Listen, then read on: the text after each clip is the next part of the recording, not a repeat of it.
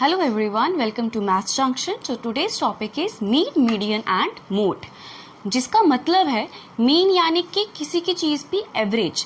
Like अगर for example कि आप के जो मार्क्स हैं कुछ इस तरह से आए कि लाइक आपके ये 5 सब्जेक्ट्स के मार्क्स हैं, English, Hindi, math, SS, science.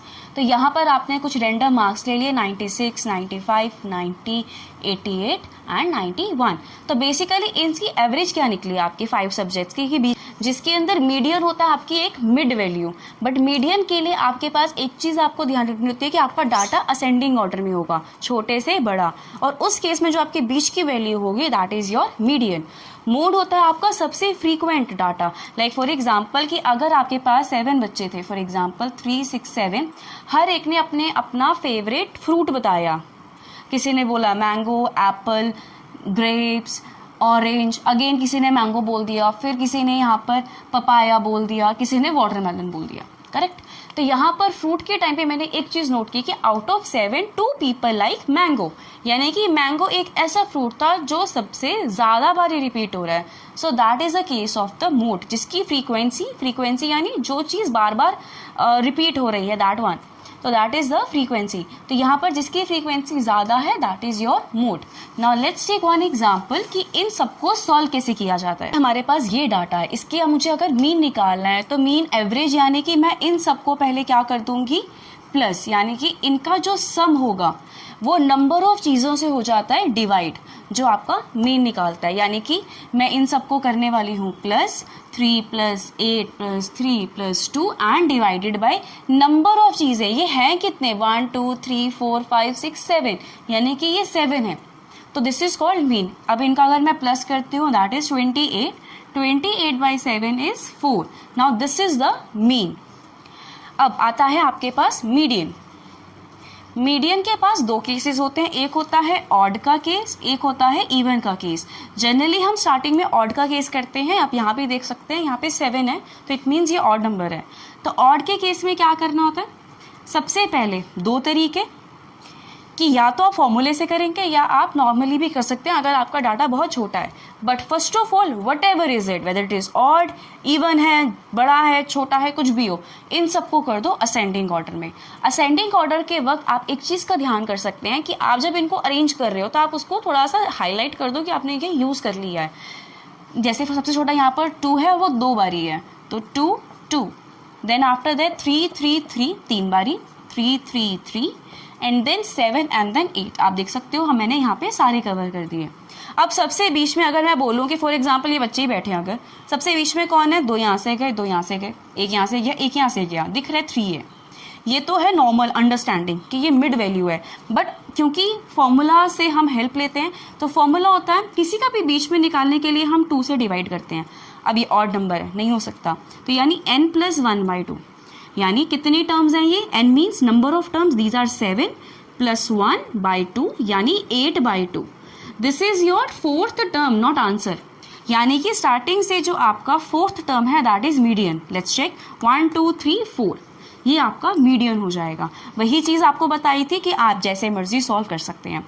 But अगर केस इवन का आ जाए तब मैंने यहाँ पर एक और टर्म लिख दी. फॉर एग्जाम्पल लाइक मैंने इसके बीच में लिख दिया 4 7 एंड 9. करेक्ट.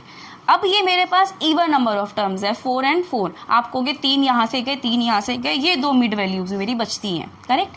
अब इनका कैसे मीडियन सॉल्व किया जाता है, फॉर्मूला के थ्रू n/2. अब +1 करने की जरूरत नहीं है क्योंकि इवन नंबर ऑफ टर्म्स है, 2 से डिवाइड होगा. 8/2 यानी कि 4th टर्म, 1 2 3 4. एक तो ये आपका मीडियन क्योंकि आपकी 2 वैल्यूज आ रही हैं, और एक इसी का ही अगला टर्म हम उठाते हैं 5th टर्म यानी कि 4. अब 3 और 4 की भी मिड वैल्यू है. अब अगेन मिड वैल्यू के लिए दोनों को किया जाता है प्लस, डिवाइड बाय 2, यानी 7/2, 3.5 क्या हो जाएगा इसका मीडियन. करेक्ट.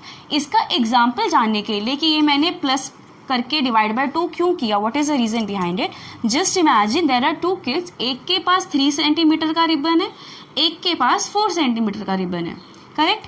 पर दोनों ने इकट्ठा प्रोजेक्ट बनाना था और बोला कि हाफ में डिवाइड करो.